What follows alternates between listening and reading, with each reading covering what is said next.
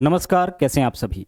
तो आज के क्लास में हम लोग देखेंगे आरआरबी ग्रुप डी का जो पेपर आपका 10/2/2026 को दूसरे शिफ्ट में हुआ था, उसके कंप्लीट मैथ के क्वेश्चन को। इसी डेट के शिफ्ट 1 और शिफ्ट 3 के क्वेश्चन को हम लोग ऑलरेडी देख चुके हैं। तो अगर अभी तक आपने उस वीडियो को नहीं देखा है तो उसको भी जरूर देखिएगा। इस वीडियो के डिस्क्रिप्शन में कंप्लीट प्लेलिस्ट का लिंक आपको मिल जाएगा। साथ ही साथ आप प्ले स्टोर से मैथ्स वाटिका 2.0 इस एप्लीकेशन को डाउनलोड करके हमारे साथ जो हमारा पेड बैच चल रहा है उसको ज्वाइन कर सकते हैं। वहाँ पे आपको यानी एप्लीकेशन के ऊपर आपको दिख जाएगा math foundation 0 to hero batch, जिसमें मैथमेटिक्स जो है 0 से लेकर के एडवांस लेवल तक लाइव सेशन में आपको कराया जाएगा। इसके अलावा उसके अंदर वीओडी भी आपको मिल जाता है। साथ ही साथ वहाँ पे आपको रेलवे के लिए स्पेशल बैच है, रेलवे फाउंडेशन मास्टर बैच के नाम से, जो रेलवे के किसी भी एग्जाम के लिए वह आपका बहुत ही बेस्ट बैच है। बहुत ही अच्छे तरीके से उसको डिजाइन किया गया है, जिसमें कंप्लीट मैथमेटिक्स और रीजनिंग दोनों आपका जो है वह लाइव सेशन में चल रहा है। ठीक है। और बिल्कुल जो नया पैटर्न अभी रेलवे का पूछा जा रहा है, जिस तरीके से क्वेश्चन सब आ रहे हैं, आपको पता होगा कि रेलवे के अंदर अच्छे वाले क्वेश्चन सब मैथमेटिक्स में पूछे जा रहे हैं। बिल्कुल उस पैटर्न को फॉलो करते हुए उस क्लासेस को जो है कराया जा रहा है। साथ ही साथ उसके अंदर आपको PYQ भी देखने को मिलेगा।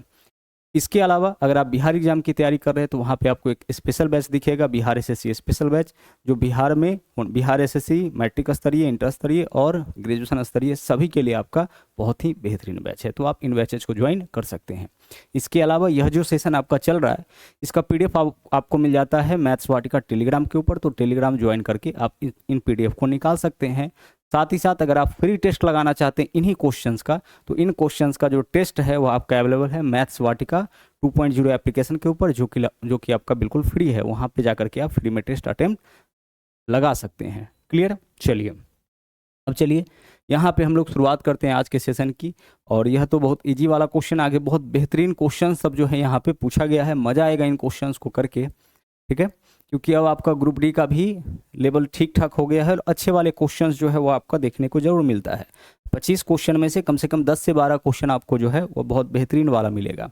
आइए देखते हैं और सबसे पहला क्वेश्चन यहाँ पे हम लोग करते हैं। क्वेश्चन को सोल्व करने का अगर सही अप्रोच आपके पास होगा, सही तरीका आपके पास होगा, तो वह क्वेश्चन आपको आसान लगेगा, कम कैलकुलेशन में अपना आंसर निकाल सकते हैं। और अगर आपका अप्रोच सही नहीं होगा तो उन्हीं क्वेश्चंस को करने में आप लगे रह जाइएगा, समय आपका ज़्यादा लग जाएगा और यही कारण आपका मेरिट न बनने का भी बनता है। क्योंकि यहाँ पे जितना ज़्यादा आप समय दीजिएगा, फिर आगे जो आपका अलग सेक्शन होता है, जैसे रीजनिंग हो गया, साइंस हो गया, तो वहाँ पे समय आपके पास नहीं बच रहा होता है। तो इसलिए क्या करना है आपको कि सही अप्रोच से क्वेश्चन को सोल्व जरूर करना है।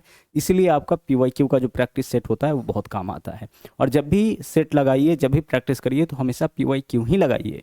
इससे क्या होता है कि एग्जाम के पैटर्न का पता चलता है कि अभी एग्जामिनर जो है वह किस तरीके का क्वेश्चन सोच रहा है, क्या पैटर्न वह भी देना चाह रहा है। क्लियर। चलिए तो देखिएगा यहाँ पे सवाल क्या है। बोला है 148, 172, 198 का महत्तम समावर्तक। अब महत्तम समावर्तक मतलब HCF हमें बताना है किसका, इन तीनों का। तो इन तीनों का HCF कौन होगा? जो इसको भी काटेगा, इसको भी काटेगा, इसको भी काटेगा। जो नंबर इस तीनों को काटेगा वही इसका HCF होगा। तो इसका HCF आपका ना तो 12 हो सकता है, ना ही 3 हो सकता है, ना ही 6 हो सकता है। तो तीनों को हटा दीजिए, जो बच गया वह आपका आंसर हो जाएगा। आप बोलिएगा सर यह कैसे कह सकते हैं? तो भाई 3 से वही कटता है जिसके अंकों का योग 3 से कटे। तो इसके अंकों को जोड़िए तो 8 4 12 और 1 13। यह 3 से कट रहा है? नहीं कट रहा है। तो अगर यह 3 से नहीं कट रहा है तो इसका HCF कभी भी ना तो 3 होगा और ना ही 3 का कोई मल्टीपल होगा। क्योंकि जो नंबर 3 से नहीं कटेगा वह 3 के किसी भी मल्टीपल से नहीं कटेगा। मल्टीपल इन द सेंस कि जो नंबर 3 से नहीं कटेगा वह 3 का मल्टीपल क्या होगा? जो 3 के पहाड़ा में आ गया। 6 से भी नहीं कटेगा, 9 से भी नहीं कटेगा, 12 से भी नहीं कटेगा, 15 से भी नहीं कटेगा। जब 3 से कटिए नहीं रहा है तो फिर 3 के मल्टीपल से वह कैसे कट सकता है? तो यह नंबर 3 से नहीं कट रहा है, इसका मतलब कि 6 से भी नहीं कटेगा, 12 से भी नहीं कटेगा। तो हमारा आंसर क्या हो गया? विकल्प C हो गया। तो इस तरीके से हम लोग आंसर अपना क्या किए, ईजिली यहाँ पे चूज कर लिए। अब आइए यहाँ पे जो क्वेश्चन है वो आपका थोड़ा सा समय लेगा। हालांकि देखा यह गया है कि ज्यादातर जो क्वेश्चंस है ना आपका मेंसुरेशन का, वो ऑप्शन बेस्ड है। ऑप्शन से यानी 11 के डिविजिबिलिटी रूल से आप उसको सोल्व कर सकते हैं। यहाँ देखते हैं क्वेश्चन क्या है, बहुत बेहतरीन वाला क्वेश्चन है, अच्छे से समझते हैं। बोला है पानी की एक बेलनाकार टंकी का आयतन, टंकी के आधार की त्रिज्या 7 मीटर है। देखिए आधार का त्रिज्या कितना है? बेलन के आधार का त्रिज्या 7 मीटर और बेलन का ऊंचाई कितना मीटर है? 10 मीटर। यहाँ त्रिज्या दे रखा है, ऊंचाई दे रखा है। और आप सबको अच्छे से पता है कि बेलन का जो आयतन होता है वो होता है πr² into H। πr² into H यह क्या होता है? बेलन का आपका आयतन का फॉर्मूला होता है। क्लियर, सबको पता है। फॉर्मूला तो ध्यान रखना ही होता है मेंसुरेशन के अंदर। आगे देखिए, टंकी को पूरी तरह भरने के बाद तल में दरार के कारण 5% पानी का रिसाव हो जाता है। कितने कितने पानी का? 5% का। यानी पूरा आपका टैंक भर जाता है, लेकिन इसमें से 5% पानी का आपका रिसाव हो जाता है, यानी कि 5% पानी इसका निकल जाता है।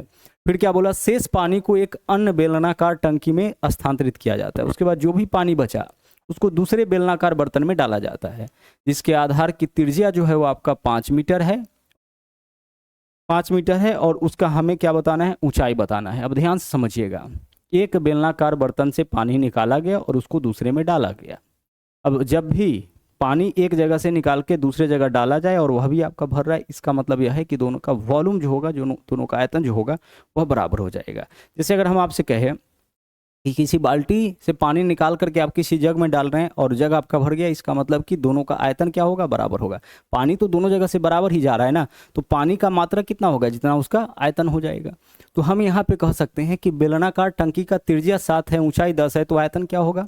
आप बोलोगे कि सर आयतन हो जाएगा पाई आर स्क्वायर। तो त्रिज्या कितना है यहाँ पे? 7 है, तो 7 का यहाँ पे स्क्वायर करेंगे तो 49 हो जाएगा, और इंटू एच, ऊंचाई कितना है? 10। यह हो गया आपका उस बेलनाकार बर्तन का, पहला जो बेलनाकार बर्तन है उसका आयतन। अच्छा, इसका 5% पानी जो है वो आपका रिसाव हो गया है, तो बचा कितना? 95%। 95% का मतलब कितना? 19/20 इसमें अभी भी बचा हुआ है, इतना पानी अभी बचा हुआ है। क्योंकि 5% रिसाव हो गया तो 95% बचा होगा। 95% का मान क्या होता है? 95/100 होता है। 5 से काटेंगे तो यह 19, यह क्या हो जाएगा? 20 हो जाएगा। यानी पूरा पानी का मात्र अब 19/20 बचा हुआ है, 95% बचा हुआ है, यानी कि इतना पानी बचा हुआ है। और इसी को एक दूसरे बेलनाकार बर्तन में डाला गया, मतलब इसका जो आयतन होगा दूसरे बेलनाकार बर्तन के आयतन के बराबर। तो उसका आयतन क्या होगा? तो पाई, त्रिज्या इसका दे रखा है 5, तो पाई आर स्क्वायर, और इंटू एच का वैल्यू हम लोगों से पूछा, इसका ऊंचाई क्या होगा, तो इसको एच मान लिए। समझ पा रहे इस बात को? यहाँ पे देख लीजिए एक बार फिर से, यह हो गया आपका पहला बेलनाकार बर्तन में जो पानी की मात्रा है वह दूसरे बेलनाकार बर्तन के पानी की मात्रा के बराबर, क्योंकि यही पानी तो वहाँ पे ट्रांसफर किया गया है, तो पानी का मात्रा तो दोनों जगह बराबर ही होगा। ठीक है, अब आइए इसको सोल्व करते हैं। पाई दोनों जगह है तो पाई से पाई आपका यहाँ पे कैंसिल हो गया। ठीक है, और देखिए अगर हम 5 से काटेंगे तो यहाँ पे क्या होगा? 5 होगा, और 5 से काटेंगे तो यहाँ पे क्या होगा? 2 होगा। बाकी नहीं काट रहे, बाकी हम चाहते तो 5 से और कोई काट सकते थे क्या? नहीं, 2 से इसको काट सकते थे, काट सकते हैं, नहीं काटेंगे, छोड़ देते हैं। अब हमारे पास क्या है वैल्यू? ऊपर में वैल्यू है 49 गुना 2 गुना 19, और नीचे में क्या वैल्यू हो जाएगा? 5 में 20 से गुना करेंगे, नीचे में कितना आ जाएगा? 100 आ जाएगा, और यह वैल्यू किसका? यह वैल्यू आपका एच का है। अब काटिएगा, काटते समय भी इस चीज़ का ध्यान रखिएगा ना। ध्यान क्या रखना है कि यहाँ पे देखिए 5 गुना 20 100 हो रहा है ना, अगर इसको हम काट दें फिर से तो यह 10, 2 से काटेंगे तो यह 10 हो जाएगा, 10 पंचे 50 हो जाएगा, कैलकुलेशन हमारा बढ़ जाएगा। तो जब काटने से कैलकुलेशन बढ़ रहा है तो हम काटेंगे क्यों? नीचे हम 100 छोड़ देते हैं, 5 गुना 20, और 100 से भाग करने का मतलब है 2 अंक के बाद दशमलव। अब इन नंबर को आपस में गुना करेंगे, और गुना करने के बाद जो भी वैल्यू आएगा उसमें 2 अंक के बाद दशमलव। अब गुना करने से बेहतर है कि आप केवल इकाई अंक निकालिए, तो 9 दूना 18, 8 और 8 नमा 72, 2। हमारा आंसर कौन होगा? जिसका इकाई अंक 2 होगा, और इकाई अंक 2 वाला 2 ऑप्शन है। ठीक है, 2 ऑप्शन है, तो इन दोनों में से अब कौन होगा हमारा आंसर? तो देखिए 49 गुना 2 गुना 19 जब आप करिएगा तो जो भी नंबर आएगा वह 49 से कटेगा, मतलब कि 7 से कटेगा। इसको चेक करिए तो 7 से कट रहा है क्या? 7 दूना 14, 4 46, 7 छक्के 42, 7 छक्के 42, यह वाला आपका 7 से कट रहा है। इसको चेक करिए तो 7 दूना 14, 4 7 छक्के 42 से यह नहीं कट रहा है, तो यह हमारा आंसर नहीं होगा। और इसी दोनों में से कोई हो सकता है, क्योंकि इकाई अंक देखिए क्या है? 9 दूना 18, यहाँ पे 9 दूना 18, 8 8 नमा 72, इकाई अंक 2 होगा, तो 1862 इसका गुणनफल हो गया। 100 से भाग करेंगे तो 2 अंक के बाद दशमलव, यानी कि यही आपका किसका वैल्यू हो गया? एच का वैल्यू हो गया। ठीक है, चलिए आगे बढ़ते हैं। जब भी किसी संख्या में 49 से गुना करिएगा तो जो नंबर आएगा वह 49 का ही मल्टीपल आएगा ना, 49 से ही कटने वाला नंबर आएगा, और जो 49 से कटेगा वह आपका 7 से भी कटेगा। सवाल नंबर 3 देखिए, बहुत ईजी है, यहाँ पे समझिएगा। पावर के ऊपर पावर ब्रैकेट लगा है तो पावर का आपस में गुना, तो 2 का पावर, बेस तो 2 ही है, यह भी पावर यह भी पावर, गुना कर लीजिए 6 हो जाएगा, और इसमें भाग करना है कितना से? 2 के पावर 4 से। बेस सेम हो, भाग में हो तो पावर घटता है, तो 2 को एक बार लिखिए, पावर को घटा के 6 में से 4 घटाएंगे 2, 2 का पावर 2 कितना हो जाएगा? 4। विकल्प सी इस क्वेश्चन का सही आंसर होगा। ठीक है, बहुत ईजी वाला यह आपका सवाल था। अगला देखिए, एक दुकानदार निम्नलिखित 4 स्कीम प्रदान करता है। 28 और 28 का 2 क्रमिक छूट, 1 खरीदे 4 मुफ्त पाए, 35% का छूट और 27% और 26% का 2 क्रमिक छूट। ग्राहक के लिए इस कौन सा स्कीम सबसे बेहतर होगा, सर्वोत्तम होगा? ग्राहक के लिए हमेशा वह स्कीम सर्वोत्तम होता है जिसमें ज़्यादा से ज़्यादा डिस्काउंट मिले, क्योंकि जितना छूट मिलेगा ग्राहक के लिए वह बेहतर है। दुकानदार के लिए बेहतर कौन है? जिसमें जितना कम से कम छूट मिले। तो जब भी पूछा जाए कि ग्राहक के लिए बेहतर कौन है, तो जिसमें देखिए कि डिस्काउंट सबसे ज़्यादा होगा वह ग्राहक के लिए ज़्यादा बेनिफिशियल है, सर्वोत्तम है। तो यहाँ हमें बताना है कि ग्राहक के लिए सबसे बेहतर स्कीम कौन सा है। तो आप बताइए कि 28% का अगर 2 क्रमिक छूट देता है तो इसके बदले एक समतुल्य छूट कैसे निकालिएगा? पीछे भी आप निकाल चुके हैं, x + y - xy/100। इस फॉर्मूला से हम लोग निकालते हैं 2 क्रमिक छूट के बदले एक समतुल्य छूट। तो x के जगह इसमें क्या डालिएगा आप? 28, तो 28 + 28 56 हो जाएगा, और माइनस यहाँ पे 28 × 28 डालिएगा। ठीक है, कितना डालिएगा? 28 × 28, 28 का स्क्वायर कितना हो जाएगा? 784, और नीचे में कितना? नीचे में आपका 100 हो जाएगा। 100 से भाग करिएगा 2 अंक के बाद दशमलव, यानी कि 56 - 7.84। हमें इस कैलकुलेशन की आवश्यकता थी नहीं, हम आपको बस यह करके बता रहे हैं कि ऐसा हो सकता है। ठीक है, अब 56 में से 7 घटाइएगा तो 49, और 49 में से 8.84 घटाइएगा तो क्या हो जाएगा? 48.16 होगा। देखिए 56 में से 7 घटाइए 49, अब 48 तो पूरा, बाकी 1 में से 0.84 घटेगा तो इतना ही होगा, तो 48.16% आपका यह हो जाएगा डिस्काउंट। यानी इन दोनों डिस्काउंट के बदले अगर हम एक डिस्काउंट बोले, इन दोनों छूट के बदले एक छूट बोले, तो कितना % हो जाएगा? 48। यहाँ देखिए 1 खरीदे और 4 मुफ्त पाए, इसका मतलब कितना डिस्काउंट है? 4 मुफ्त है, यानी 4 का डिस्काउंट होगा, 4 वस्तु का डिस्काउंट 1 खरीदने पर, यानी कुल वस्तु कितना हो गया? 5। परसेंटेज के लिए गुना करेंगे कितना से? 100 से। अब बताइए यह कितना हो गया? 5 से काटिएगा 20 × 5 = 100, 20 100 के 80% डिस्काउंट इसमें मिल रहा है।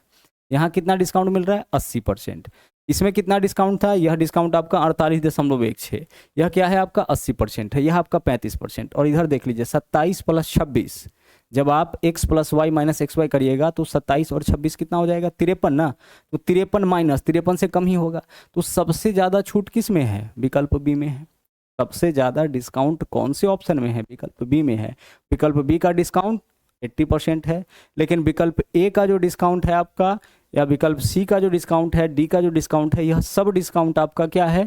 वह आपका 80% से कम है। देख के पता चल रहा है, हमें इस कैलकुलेशन में जाने का जरूरत नहीं है, यह तो आपको बता दिए कि यह प्रोसेस है। लेकिन हम क्या करेंगे? हम केवल अप्रॉक्स में निकाल लेंगे। यह हमारा 56, 28 + 28 56 से कम होगा। यह 35 है, यह आपका 27 + 26 53 से कम होगा। तो यह 53 से कम, यह 35% है, यह आपका 56 से कम, तो यह और यह आपका 80%। तो सबसे ज़्यादा कहाँ डिस्काउंट मिल रहा है? बी में। तो ग्राहक के लिए सबसे बढ़िया तो यही होगा। आगे चलिए, अगला क्वेश्चन क्या है? 2 बॉल और 3 बैट का कीमत 84। 2 बॉल और 3 बैट, इसको सोल्व करना पड़ेगा आपको। हम यहाँ पे लिख दिए 2 बॉल, ठीक है, और इसके अलावा क्या है? 3 बैट है। 3 बैट, इसका कीमत कितना? इसका कीमत दे रखा है इस क्वेश्चन में 84, तो आप लिख दीजिए 84। आगे देखिए क्या बोला है, 3 बॉल और 1 बैट, इसके अलावा 3 बॉल और अगर 1 बैट देखा जाए, ठीक है, कितना बैट? 1 बैट, तो इसका कीमत कितना है? 3 बॉल और 1 बैट का कीमत, इसका कीमत 63 है। पूछा क्या हम लोगों से? हम लोगों से पूछा है 5 बॉल और 3 बैट का कीमत। तो आपको पता है कि हम लोग क्या करते हैं, या तो बॉल को या फिर बैट को किसी को बराबर कर लीजिए, किसी के संख्या को बराबर। जैसे यहाँ 3 बैट है तो यहाँ भी 3 बैट कर लीजिए, या 2 बॉल है तो यहाँ भी 2 बॉल कर लीजिए। कहने का मतलब है कि या तो बॉल का संख्या बराबर कर लीजिए या फिर बैट का संख्या बराबर कर लीजिए, किसी एक को बराबर कर लीजिए। तो हम ऐसा करते हैं ना, हम यहाँ पे ना संख्या बराबर कर लेते हैं बैट का। क्यों? आसान है। अगर हम इस इक्वेशन में 3 से गुना कर ले तो बैट का संख्या बराबर हो जाएगा, 3 बैट हो जाएगा। तो 3 से 3 में गुना तो कितना हो जाएगा? 3 × 9 बॉल यहाँ हो गया, ठीक है। इसके बदले लिख रहे हैं प्लस, यहाँ पे देखिए कितना बैट हो जाएगा? 3 बैट हो जाएगा, और इज इक्वल टू 63 3 × 9 6 3 18 189 हो जाएगा। हम इस इक्वेशन को हटा देते हैं, समझ रहे हैं? इसको हम यहाँ पे क्या किए? इसको हम यहाँ पे हटा दिए, इसकी हमें अब ज़रूरत नहीं है ना। चलिए, इतना काम आप कर सकते थे मन ही मन।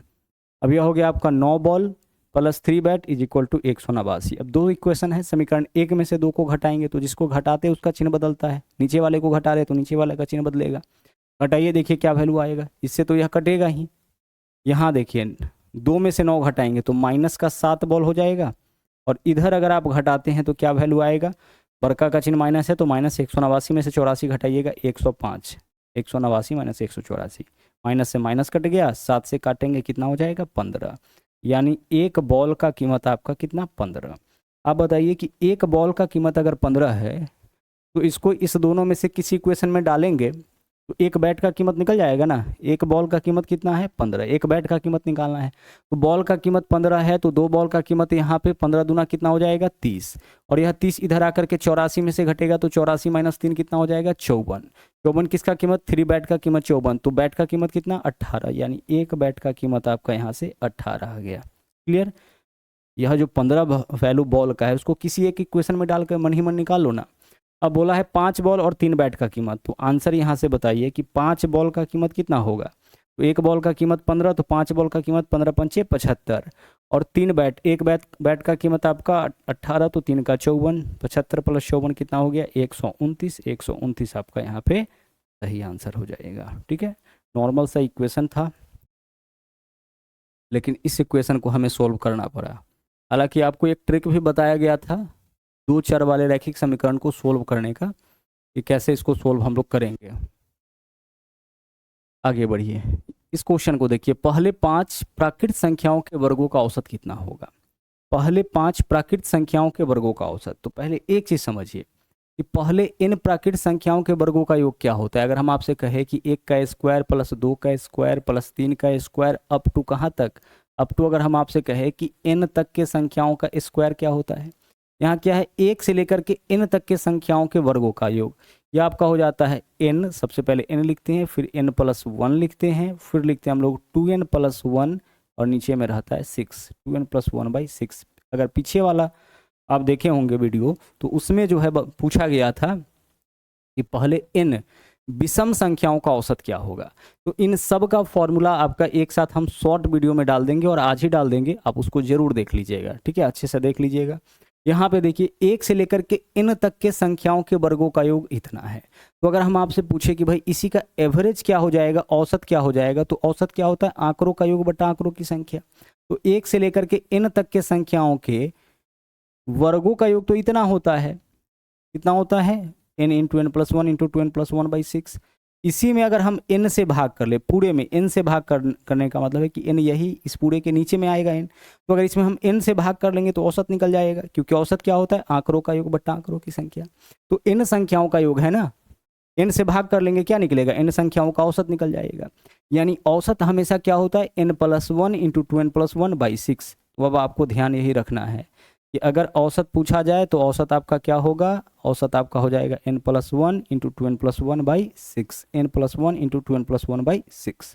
पहले जितने प्राकृत संख्याओं के वर्गों का औसत पूछा जाए हम फॉर्मूला लगाएंगे n plus 1 into 2n plus 1/6। तो n के जगह जो भी जितने प्राकृत संख्या का बोले 5 है तो 5, तो n के जगह 5, तो 5 और 1 क्या हो जाएगा 6 इंटू 2n प्लस 1, तो 5 दूना 10 और 1 11। नीचे में क्या जाएगा 6 जाएगा, 6 से 6 कट गया, आंसर आपका क्या होगा, आंसर आपका यहाँ पे 11 हो जाएगा। ठीक है, विकल्प ए इस क्वेश्चन का सही आंसर। अगर पता है फॉर्मूला, ध्यान में है, तो आसानी से आंसर आपका निकल जाएगा। और जैसा कि हमने आपको बताया कि इस टाइप का जितना भी फॉर्मूला है सभी एक साथ हम आपको प्रोवाइड आज ही शॉर्ट वीडियो में कर देंगे। एक दुकानदार 500 में एक खिलौना खरीदता है और 50 रुपये इसके पैकेजिंग पे खर्च किया, यानी टोटल इसका लागत कितना हो गया, टोटल इसका लागत हो गया 550 रुपये। अब इसको चाहिए इस पे जो है 10% का लाभ, यानी इसके 110%, मतलब 11/10 में बेचेगा तभी ना, 110% यानी 110/100, 0 से 0 कट रहा है इसलिए हमने 11/10 लिख दिए। तभी इसको क्या होगा, तभी इसको जो है 10% का लाभ, 0 से 0 कट गया, आंसर क्या होगा आपका, तो 11 पंचे 55, 5 5 5 10, 0 हासिल 1, 5 और 1 6, 605, विकल्प बी आंसर। कैसे निकालते हैं, 11 से गुना करने का तरीका समझिए। जिस नंबर में 11 से गुना करना हो पहले उसके इकाई अंक को ऐसे ही लिखिए, अब जोड़ते हुए लिखिए 5 और 5 10, 0 हासिल 1, और अगला में 1 जोड़ के लिख दीजिए, तो 605। जोड़ते हुए हम लोग आगे बढ़ते हैं। आगे देखिए, यहाँ पे देखिए कुल मिलाकर के 1 2 3 4 संख्या, इसका औसत 18 है, तो चारों का कुल योग क्या होगा, 4 गुने 18 यानी कि 72। 4 संख्याओं का योग दे रखा है, औसत पूछा है, तो 4 गुना 18 72 हो जाएगा। भाई चारों का औसत 18, योग कितना हो जाएगा, 4 गुने 18 72। अब इसमें से 3 संख्या पता है तो तीनों को जोड़ करके घटा लीजिए, चौथा संख्या क्या है, ए का मान निकल जाएगा। तो तीनों को जोड़िए, 5 7 12 और 2 14, 14 के लिए लिखेंगे 4 हासिल 1, और यह पॉइंट के बाद है। हासिल 1 आया है तो उसको इसमें जोड़िए, 7 और 10 17, 17 और 20 कितना, 17 और 20 37, 37.4। यहाँ पे हमारे पास क्या है, सभी 4 संख्याओं का योग है, इसमें से 3 संख्या का योग घटा लेंगे, चौथा संख्या आपका निकल जाएगा।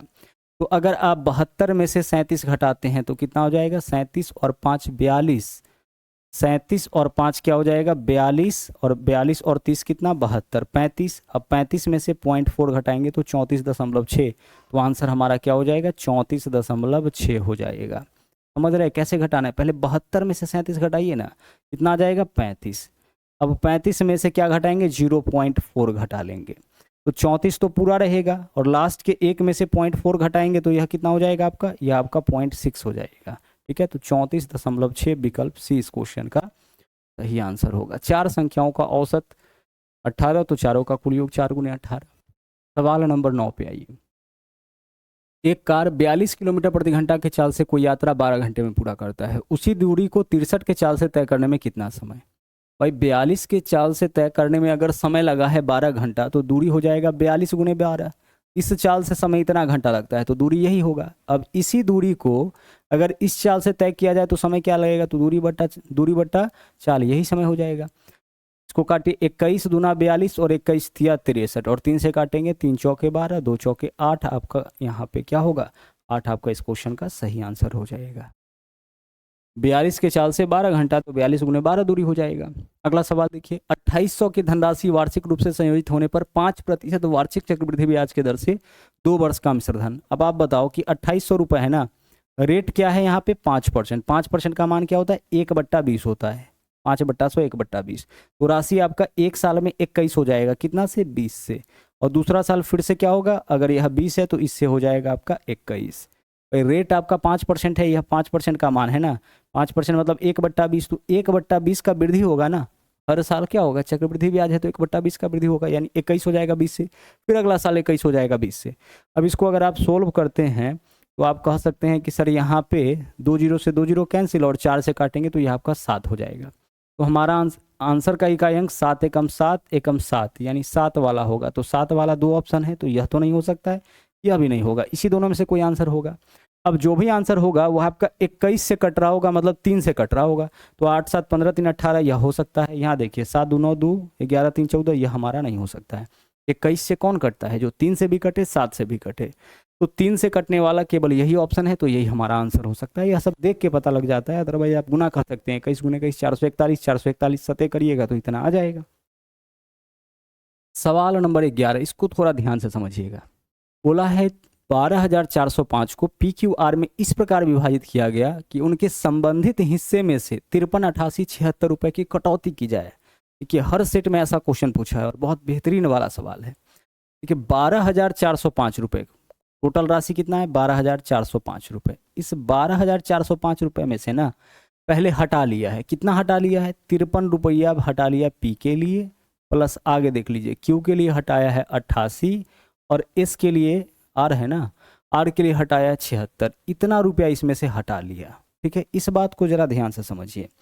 टोटल जो है यहाँ पे 12,405 रुपये PQR में बांटा गया, लेकिन पहले क्या किया गया कि P के लिए इतना हटा लिया। ठीक है, इतना किसके लिए हटा लिया, P के लिए स्पेशल ये हटाया है कि P को इतना अलग से, 88 Q को, और 76 जो है यहाँ पे किसको मिलेगा R को, अलग से हटा लिया गया तीनों के लिए।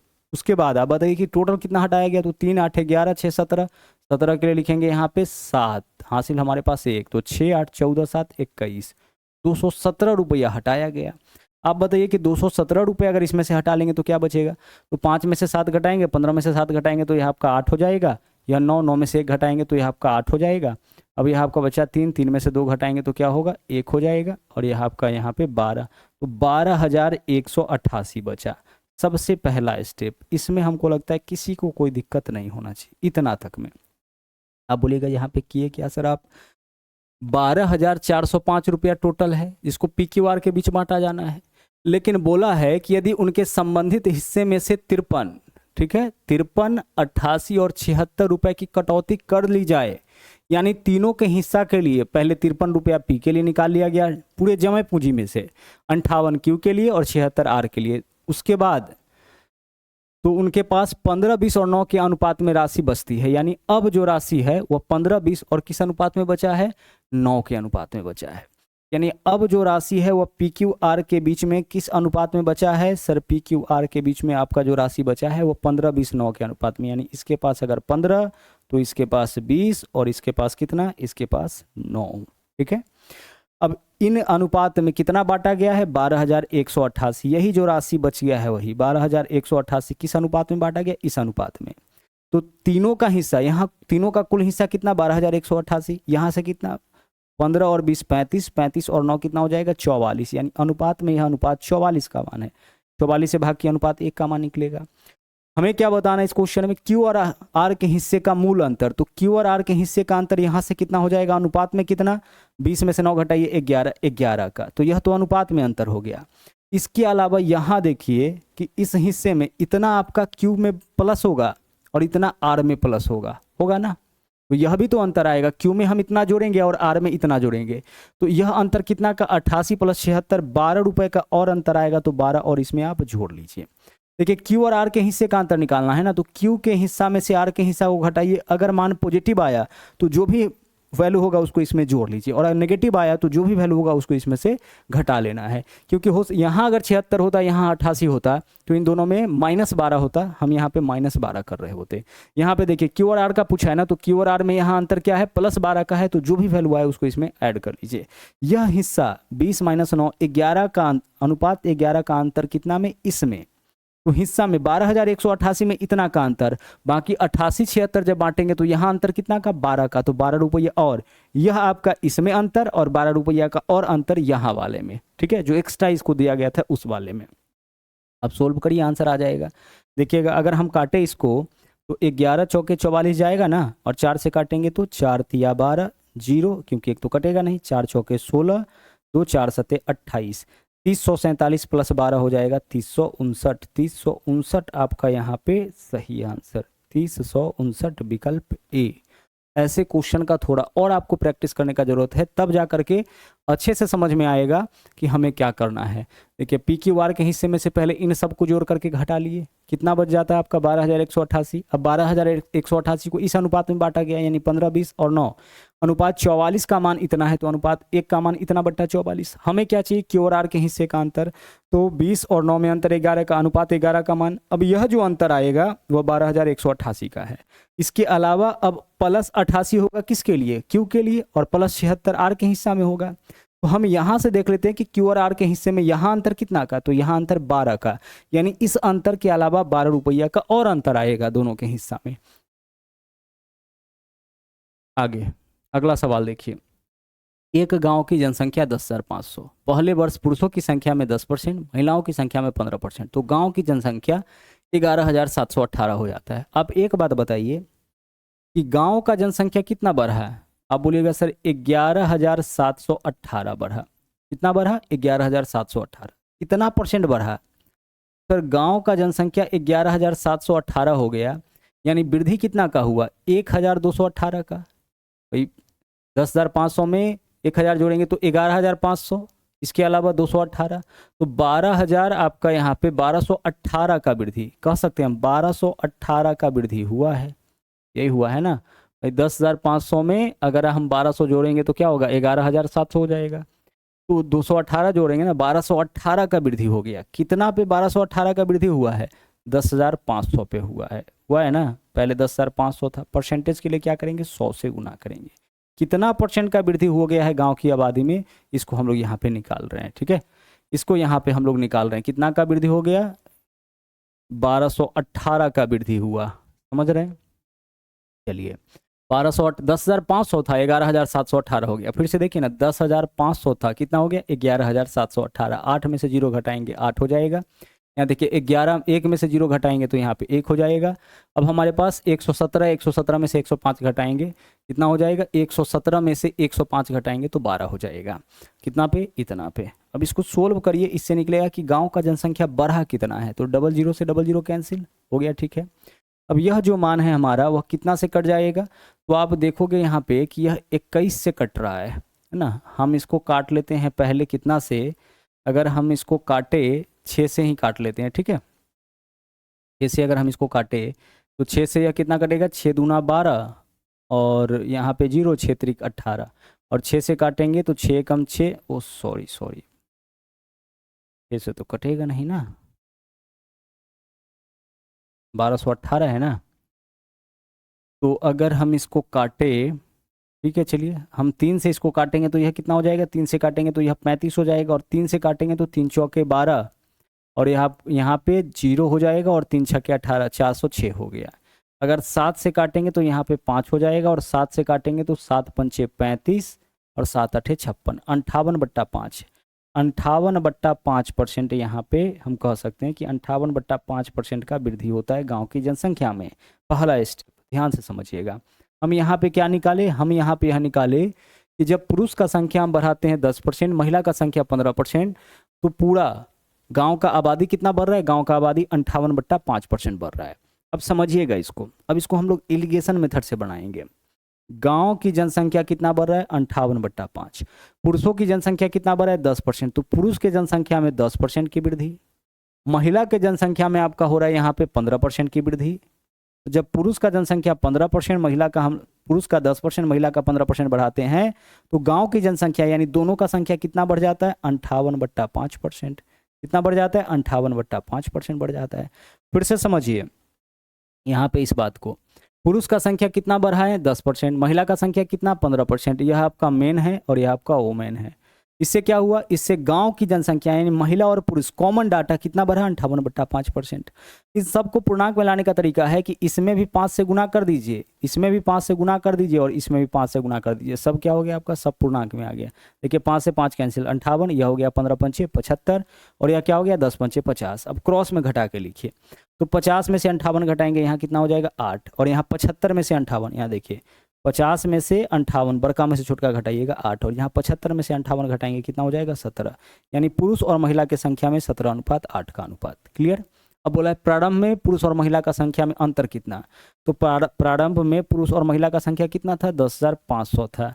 यहाँ पे बताइए पुरुष और महिला का संख्या 17 और 8 कितना हो जाएगा 25, यह अनुपात 25 का मान है। पूछा है अंतर कितना का था, पुरुष 17 महिला 8 यानी अंतर 9 का। आंसर हमारा कौन होगा, जो 9 से कट रहा होगा। कौन सा ऑप्शन है, 8 5 13 3 16, यह तो आपका 9 से नहीं कटेगा। इसको चेक करिए, 8 7 15 3 18, यह आपका 9 से कट जाएगा।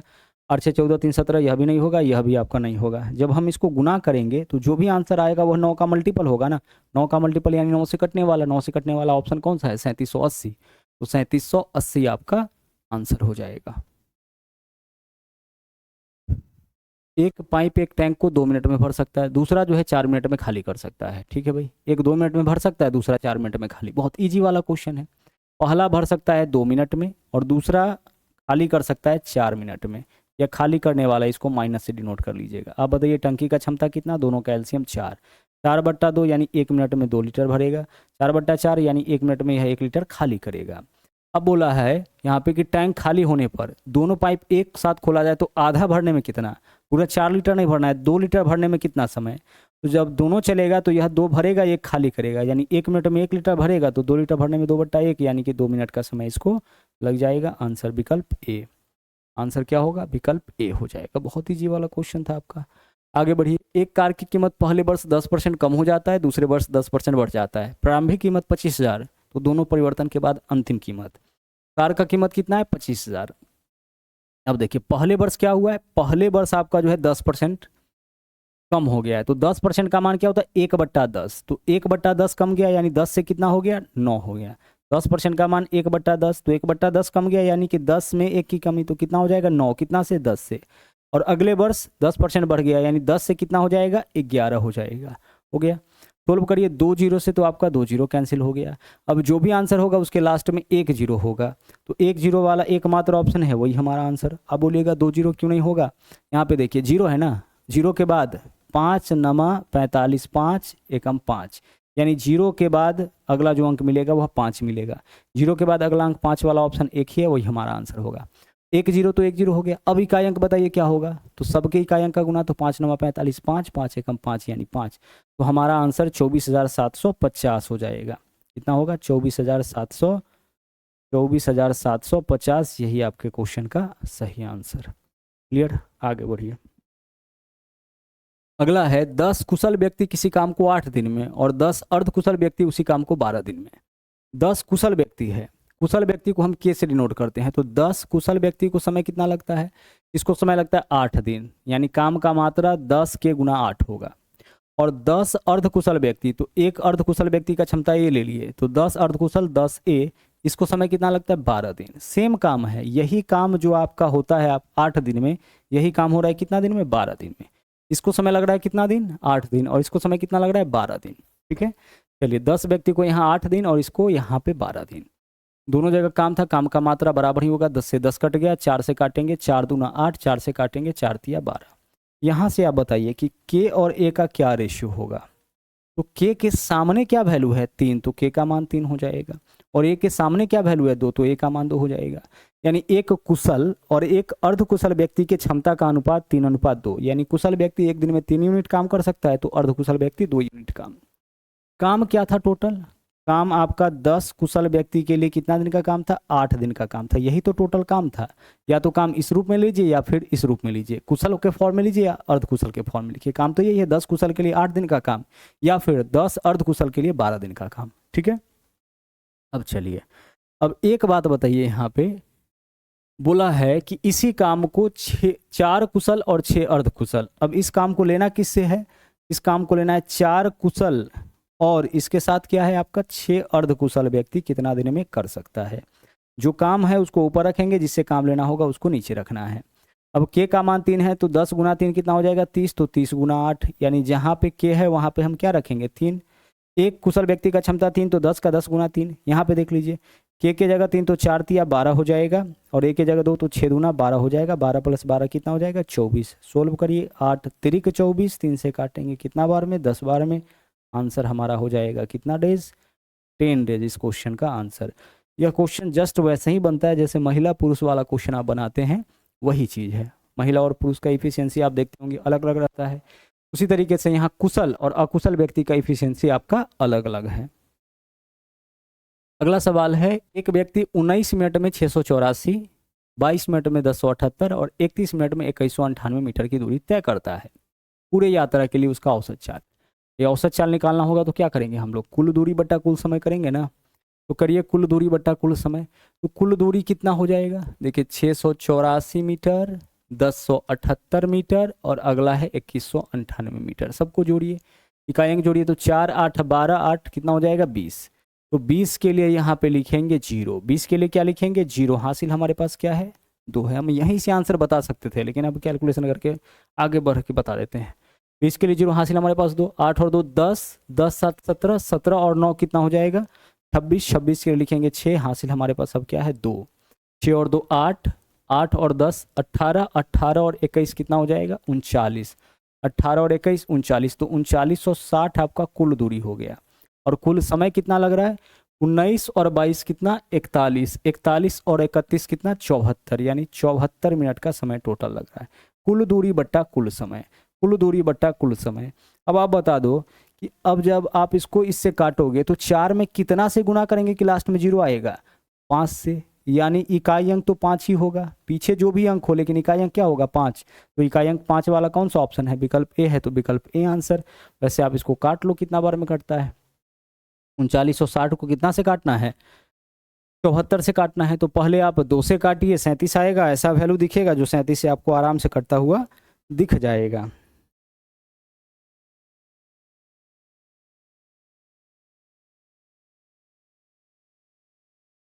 कुछ गलत तो नहीं किया ना इसमें, एक बार सभी वैल्यू को जोड़ लीजिएगा। 684 है ना, 684 है, इसके अलावा 1078 है और 2198 है।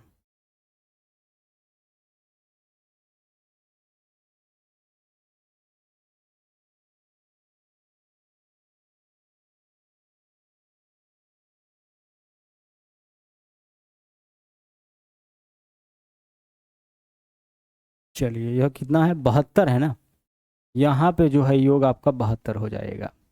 ठीक है, और जब आप इसको काटिएगा तो लास्ट में 5 वाला ही हमारा आंसर होगा, तो हमारा आंसर यहाँ पे क्या हो जाएगा 55 हो जाएगा।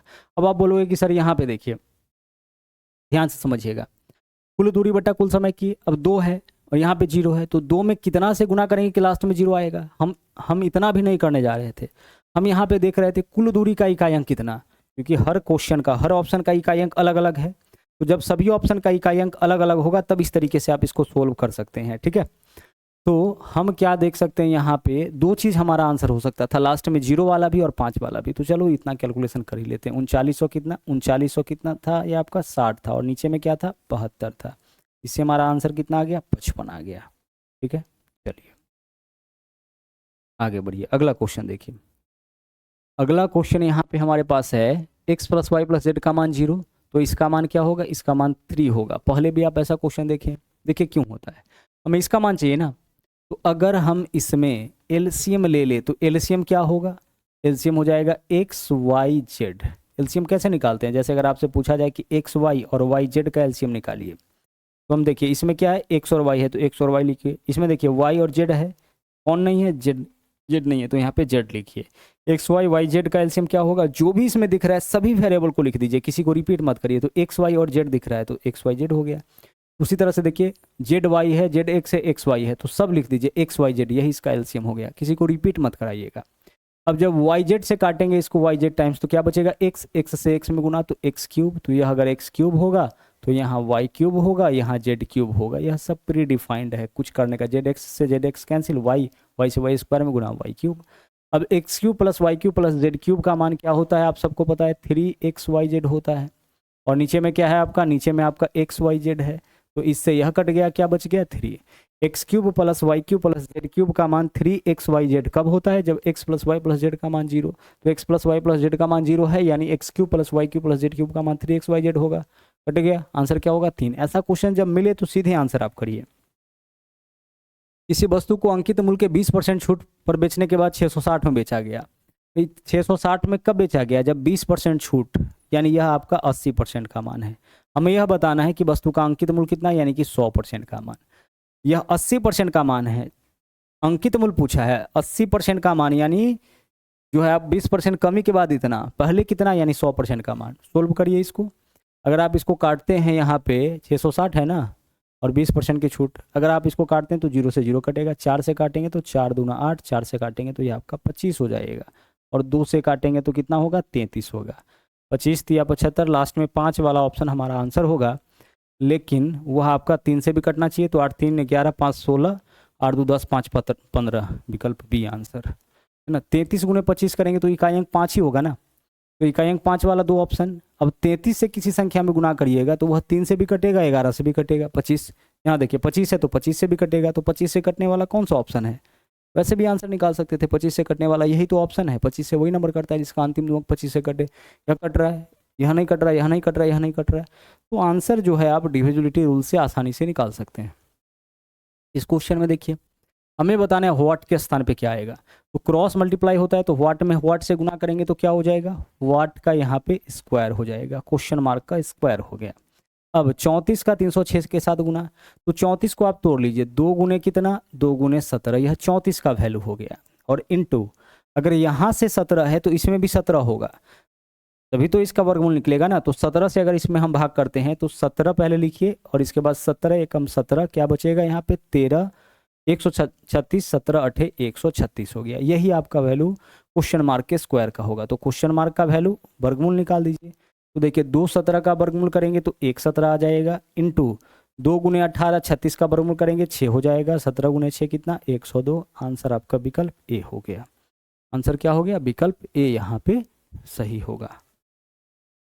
यदि किसी घनाभ के 3 आसन्न फलकों के क्षेत्रफल XYZ है तो इसका आयतन √XYZ घन इकाई होगा। यह वाला आपका आंसर। यदि किसी घनाभ के आसन्न फलक का क्षेत्रफल, आसन्न फलक का क्षेत्रफल ऐसे होता है, लंबाई गुने चौड़ाई, LB होता है, एक BH होता है और एक LH होता है। आसन्न फलक यानी 3 सटा हुआ जो फलक होता है, सरफेस होता है, उसका क्षेत्रफल एक का लंबाई गुने चौड़ाई, दूसरा का चौड़ाई गुने ऊंचाई, तीसरा का लंबाई गुने ऊंचाई। तो एक यहाँ पे x है, दूसरा y है, तीसरा z है। हम 2 इक्वेशन को या 2 से ज़्यादा 3 इक्वेशन को आपस में जोड़ सकते हैं, घटा सकते हैं, गुणा कर सकते हैं, भाग कर सकते हैं अपनी जरूरत के अनुसार। तो तीनों इक्वेशन को जब आपस में हम गुना करेंगे तो LHS का गुना एक साथ, RHS का गुना एक साथ, तो L दो बार, L स्क्वायर, B दो बार, B स्क्वायर, H दो बार तो H स्क्वायर, यानी LBH सब दो बार है तो LBH का होल स्क्वायर बराबर इधर क्या हो जाएगा x गुने y गुने z। इसको गुना किए तो इसका भी गुना। अब आप बताओ कि LBH बराबर क्या हो जाएगा, स्क्वायर हटाइएगा तो रूट अंडर XYZ। और LBH क्या होता है, लंबाई गुने चौड़ाई गुने ऊंचाई, इसी को तो हम लोग बोलते हैं आयतन। यही क्या होता है आपका, यही तो आपका आयतन होता है घनाभ का। तो LBH का मान रूट अंडर XYZ। तो जब भी ऐसा क्वेश्चन रहे बस जो तीन संलग्न फलक है उसके गुणनफल का वर्गमूल करिए, यही आपका आयतन होगा। आगे बढ़िए। 37 भुजा वाले एक बहुभुज में कितने विकर्ण होंगे। विकर्णों का संख्या निकालने का फॉर्मूला पीछे के क्लास में भी बताया गया था। विकर्णों का संख्या होता है n और n-3, ठीक है, n इंटू n-3 बाई क्या रहेगा 2, जहाँ n के जगह भुजाओं की संख्या। तो 37 भुजा है तो n के जगह 37 इंटू n-3, तो 37 में से 3 घटाएंगे 34 और नीचे में क्या होगा 2 होगा। 2 से काटिए 17, आंसर हमारा 7 7 49, लास्ट में 8 9 वाला, लास्ट में 9 वाला 2 ऑप्शन हो गया ना, का मतलब 17, यहाँ पे 17 तिया 51 क्या बचेगा आपका 11 119 619 आप 629 आपका यहाँ पे आंसर हो जाएगा, होगा। देख लीजिए 17 सत्ते 119, 9 हासिल 11, 17 तिया 51 और 11 62 629 आंसर विकल्प ए। 17 से गुना करना था, कर सकते थे। n into n-3/2। एक व्यक्ति और उसके पुत्र के वर्तमान आयु का योगफल 50 वर्ष, ठीक है। 5 वर्ष बाद व्यक्ति की आयु उसके पुत्र की आयु की तिगुनी। 5 वर्ष बाद इस व्यक्ति का आयु पुत्र की आयु का तिगुना, यानी कि फादर का आयु सन की आयु का तिगुना। अगर सन का आयु 1 तो फादर का आयु 3, कब 5 वर्ष बाद। यह केस है आपका 5 ईयर बाद का, यहाँ प्लस लिखे इसका मतलब 5 साल बाद, माइनस लिखते तो 5 साल पहले, तो 5 साल बाद का यह रेशियो है। अब बताओ कि पिता पुत्र के वर्तमान आयु का योगफल कितना 50, तो अभी 50 साल का है पिता और पुत्र, तो 5 साल के बाद कितने साल का यह हो जाएगा, आप बोलिएगा सर 60 साल का, क्योंकि 5 साल ऐड होगा पुत्र की आयु में और 5 साल पिता की आयु में। अभी पिता और पुत्र दो व्यक्ति है 50 साल का, तो 5 साल के बाद 5 साल पिता की आयु में वृद्धि होगा, 5 साल पुत्र की आयु में वृद्धि होगा, यानी 10 का वृद्धि होगा। तो 5 साल बाद दोनों का आयु 60 होगा। यहाँ देखिए 5 साल बाद दोनों का आयु कितना है 4, 4 को दोनों के आयु का योग अनुपात में 4 है, 4 को 60 बनाने के लिए 15 से गुना, तो पुत्र का आयु हो जाएगा 15 वर्ष, पिता का आयु 15 तिया 45 वर्ष। अब पूछा क्या है हम लोगों से, बोला पुत्र की वर्तमान आयु, तो पुत्र की आयु 15 साल कब होगा 5 साल के बाद, तो 5 साल के बाद 15 साल होगा, तो अभी तो 10 ही साल होगा ना। 5 साल के बाद कोई 15 साल का होगा तो वर्तमान में कितने साल का 10 साल का। यदि किसी संख्या के 3/5 की 80% का 60% 216, देखिए जैसे बोला है करते चले जाइए। संख्या मान ली x का 3/5, अब 3/5 का फिर से क्या बोला है 80%, 20 चौके 80, 20 पंचे 100, 80% का मतलब 80/100 तो 4/5 का 60%, 20 तिया 60, 20 पंचे 100, 60/100 यानी इतना बराबर कितना है 216। 16 20 को करिए आंसर आपका आ जाएगा। देखिए ऊपर में क्या वैल्यू है 4 तिया 12 तिया 36 छक्के 216 होता है। x का मान क्या हो जाएगा पंचे 25 पंचे 125 छक्का 125 छक्का कितना हो जाएगा आपका पंचे 25 पंचे 125 छक्का 750 आंसर यहाँ पे हो जाएगा विकल्प सी। आंसर जो होगा हमारा वह पंचे 25 से तो कट रहा होगा ना, तो 25 से देखिए यह कट रहा है, यह कट रहा है, यह कट रहा है, नहीं कट रहा है, 25 से वही कटेगा जिसका अंतिम 2 अंक 25 से कटे। जब आप किसी संख्या में देखिए हमारा आंसर क्या होगा 5 गुने 5 25, 25 गुने 5 गुने 6, यही तो होगा। तो 25 में किसी संख्या से गुना करेंगे तो ऐसा वैल्यू दिखेगा जो 25 से कटने वाला होगा, और 25 से कटने वाला एकमात्र ऑप्शन है, वही हमारा आंसर। अगर गुना करने में दिक्कत है तो ऐसे आंसर निकालिए। अगला देखिए सवाल बहुत बेहतरीन है, बोला है ए बी अल्फा और बीटा अभाज्य संख्या है, ठीक है भाई। ए और बी अल्फा और बीटा क्या है अभाज्य संख्या। अब बोला है ए और बी के क्रमित युग्मों की संख्या n है। n क्या है ए और बी के क्रमित युग्मों की संख्या, ठीक है। अब जहां a का मान जो है वह बड़ा लेना है 2 से और छोटा लेना है b से, और b का मान छोटा रहना चाहिए 50 से, यानी a और b का मान जो लेना है आपका 2 से बड़ा 50 से छोटा ही लेना है, और a का मान हमेशा छोटा रहना चाहिए b से, और साथ ही b माइनस a का मान 2। इसका मतलब समझे a और b दो अभाज्य संख्या और इसमें 2 का अंतर, तो 2 का अंतर मतलब कि जुड़वा अभाज्य संख्या बताना है। जैसे 5 और 7 यह क्या है जुड़वा अभाज्य संख्या है, वैसी दो अभाज्य संख्या जिसमें 2 का गैप होना वह कहलाता है जुड़वा अभाज्य संख्या। 11 और 13 देखिए कितना का गैप है 2 का गैप है, तो यह क्या होगा जुड़वा अभाज्य संख्या होगा। तो यहाँ बोला है b माइनस a का मान 2। अब b और a दोनों अभाज्य संख्या है और b और a में अंतर 2 का है, इसका मतलब है कि b और a क्या होगा जुड़वा अभाज्य संख्या है। अब बोला है अल्फा और बीटा 50 से कम सबसे छोटी और सबसे बड़ी आभास संख्या है, तो n into alpha plus beta का मान बताना है। सबसे पहले n का मान बताइए। n क्या है? n है a और b के क्रमित युग्म, लगातार आने वाले युग्म, जहां a का मान बड़ा लेना है, a का मान बड़ा होना चाहिए 2 से और छोटा होना चाहिए आपका कितना से? b से, और b का मान छोटा होना चाहिए 50 से। तो सबसे पहले चलते हैं, क्रमित अभाज्य का क्या है? 5, 3 और 5। आप बताइए कि 3 और 5 अगर लेते हैं, a के जगह 3, b के जगह अगर 5 लेते हैं, तो देखिए तो दोनों में 3 और 5 में 2 का गैप है, b माइनस ए 2 है, हाँ है। और दोनों का दोनों देख लीजिए, यहाँ पे दोनों का दोनों अभाज्य है, यह 2 से बड़ा है, 50 से छोटा है। आगे बढ़िए, इस तरह का संख्या और लिखते जाइए, 5 और 7, और आगे 7 और 9 तो नहीं होगा, 11 और 13, वैसी दो आभास संख्या जिसमें 2 का गैप हो। अब कौन होगा? अब 17 और 19 होगा, ऐसी दो आभास संख्या जिसमें 2 का गैप हो, 17 19। अब यहाँ पे 29 और 31 हो जाएगा, 2 के गैप वाला आभास संख्या सब यही है ना। उसके बाद क्या होगा? 31 के बाद 37 होता है, 37 फिर 39 नहीं है, 41 43 हो जाएगा। उसके बाद कौन है? 43 के बाद फिर सीधे 47 है, तो 47 और 49 नहीं है, तो इतना ही होगा। कितना युग्म हो गया? 1 2 3 4 5 6, यानी n का वैल्यू कितना? 6। जुड़वा आभास संख्या समझते हैं ना, वैसी दो आभास संख्या जिनके बीच में 2 का गैप हो, वैसी दो आभास संख्याएं जिनके बीच में 2 का गैप हो, वह कहलाता है जुड़वा आभास संख्या। जुड़वा आभास संख्या फिक्स है। शुरू से अगर चलिएगा तो देखिए 1 से 10 तक में 3 और 5, 5 और 7 जुड़वा आभास संख्या, 10 से 20 के बीच में 11 13 17 19 जुड़वा आभास संख्या है। उसके बाद देखिए 20 से 30 के बीच में कोई नहीं है, लेकिन 20 से 40 के बीच में 29 और 31 है। फिर आगे चलिए 40 से 50 के बीच में 41 और 43 है, जिनके बीच में 2 का गैप होता है, वही आपका जुड़वा आभास संख्या कहलाता है। तो 2 से बड़ा 50 से छोटा तक में कितना जुड़वा आभास संख्या है? 6 है, यही आपका n का मान। और फिर क्या बोला है यहाँ पे? अल्फा और बीटा 50 से कम सबसे छोटी आभास संख्या और 50 से बड़ी सबसे आभास संख्या। अल्फा 50 से कम सबसे छोटा आभास संख्या और बीटा 50 और सबसे बड़ा आभास संख्या है। तो आप बताइए कि 50 से कम सबसे छोटा आभास संख्या कौन है? 2। अल्फा और बीटा 50 से कम सबसे छोटी, और बीटा का मान क्या हो जाएगा? 47। 50 तक में सबसे बड़ा आभास संख्या कौन है? 47।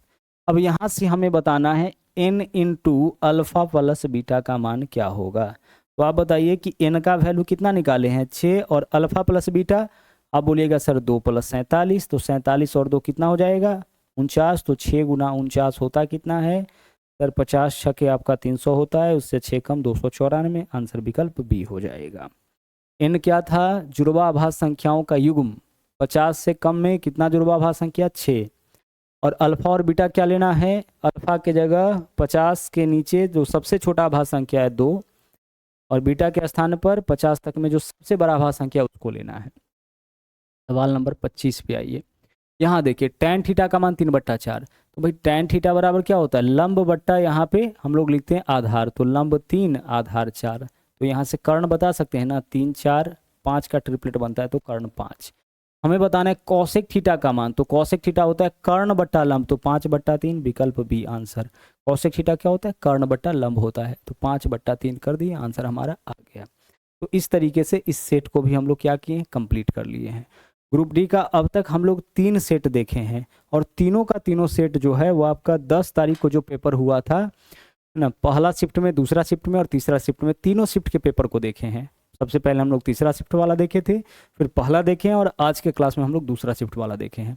और इस तीनों शिफ्ट का जो आपका पेपर हुआ है उसका टेस्ट भी मैथ्स वाटिका 2.0 के ऊपर फ्री में अवेलेबल है। आप चाहे तो टेस्ट भी वहाँ से लगा सकते हैं। पीडीएफ तो आपको मिलेगा ही मैथ्स वाटिका टेलीग्राम के ऊपर, तो वहाँ से पीडीएफ भी डाउनलोड कर सकते हैं। तो आज के लिए इतना ही, मुलाकात होगी फिर से अगले वीडियो में। थैंक यू वेरी मच, जय हिंद।